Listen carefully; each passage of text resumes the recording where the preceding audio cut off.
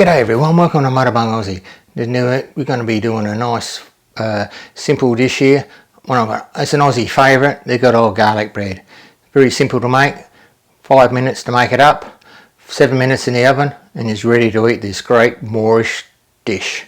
So everyone, we'll follow the step-by-step process how to make the garlic bread. Cheers everyone.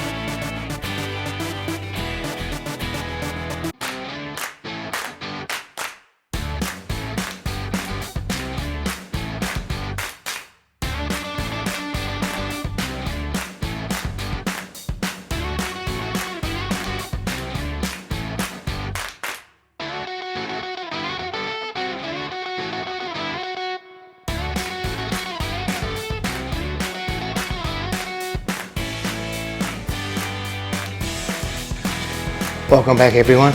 Well, here's the end product here. It's just out of the oven. Very simple dish. I've used salted butter, just put in a bit of cracked black pepper, so there's no need to add any extra salt in it. Cloves of fresh garlic, and you've got your butter there, and that's it. Mix it all up on freshly chopped parsley. Mix it up. I've cut the bread. I didn't cut it all the way through, so you can if you've got it on the table, you just break it off as you need it. And I didn't, a lot of people you see in other videos, they completely wrap the garlic bread, but I like to leave it open so you've got a crusty top. And the bottom's, because it's a hot oven, 180 degrees, the bottom's crusty as well, and you've got lovely moist centre. Just have a bit of a taste.